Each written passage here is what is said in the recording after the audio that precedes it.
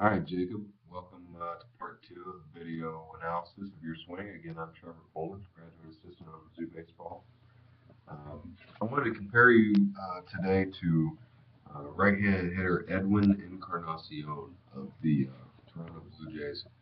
So I was kind of looking through our bank here of hitters. He reminded me of your swing and kind of the positioning and bat angle of your hands. However, there are some very key differences in his hands that I think you can learn from. So, first thing I want to do is kind of show you from the knob of his bat to the ground. He is inside his foot. You are just on the outside of your foot. Okay. So what he has is he's still got about 6 to 8 inches for his hands to move to generate momentum and get his hands back into that launch position. Your hands are already in that launch position, which we talked about, but I want to go ahead and kind of play through this a little bit so you can see again what we're talking about here. So you've kind of got this hand pressed, but they never actually get back any farther because they're already back there. So you're starting from that launch position. Let me go ahead and show you his swing. What happens to his hands?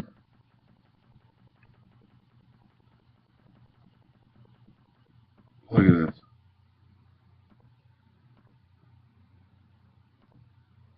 His foot just landed. We could even take it back a notch. Right in here, so that's kind of this equal comparison to where you're at in your swing. His hands, let me get this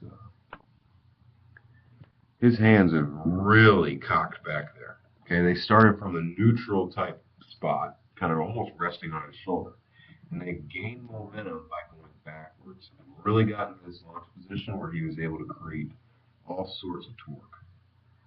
Okay, let me show you exactly what I mean by torque. The line of his hips is somewhat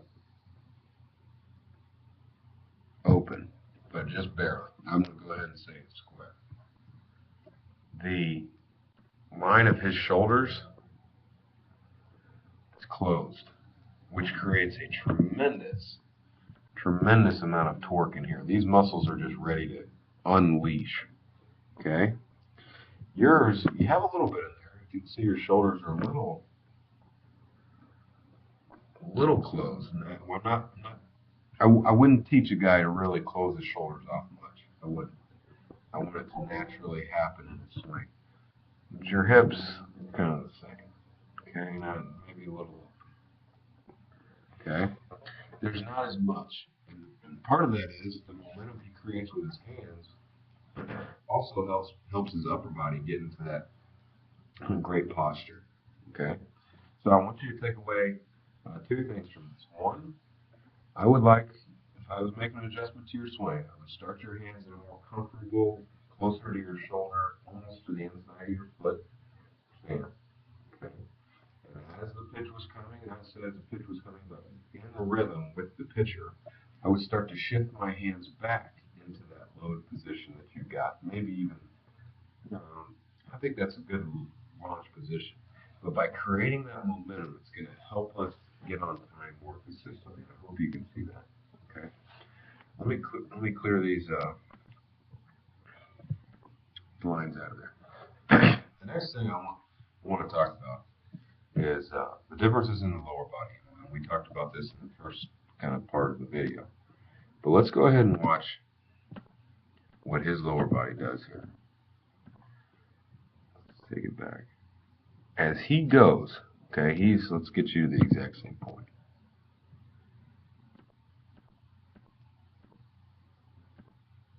Okay, look at the bat angle. Both of you guys' bat angles are in the same part of the swing. Okay, two things that are different here. Two things that are different. One,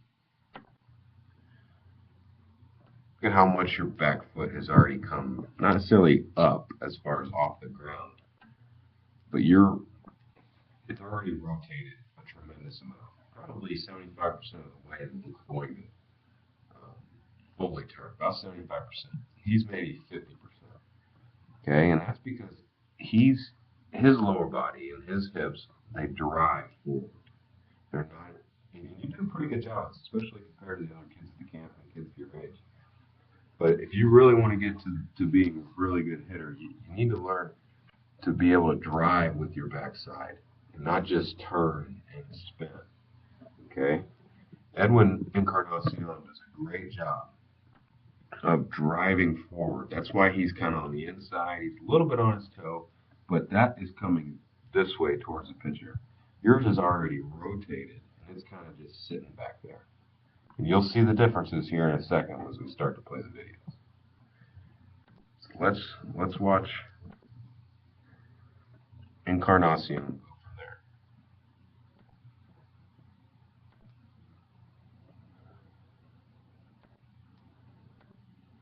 He gets almost everything he's got. He's also, quite a bit stronger than you, obviously. But if we go from here to there, look how much that foot has moved. Okay? Let's watch yours. It just kicks back. And I hit the wrong button. There we go. Go back to slow-mo, right? It's almost moved backwards.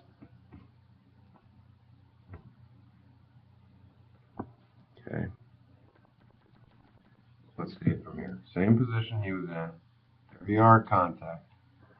Okay, and it's back in the same spot. It's just kind of come up on its toe. It hasn't really driven forward much. And then the recoil. Now every hitter is going to have some recoil. Even Encarnacion has a little recoil here. Doesn't seem like it's as much. Okay. By the way, this was an absolute bomb of a home run at Fenway Park. But so this is his best swing, and this may not be your best swing. Okay, so we may not be comparing apples to apples right here. Jacob, I appreciate your attention to this video and the effort you've shown in the hitting experience. Hopefully, you can take away those two key fundamental things from your swing and work on getting your hands to start in a more neutral spot and move backwards to get into that load position, that launch position. Then we can continue to work on you getting off of your backside using all your effort and momentum through the baseball.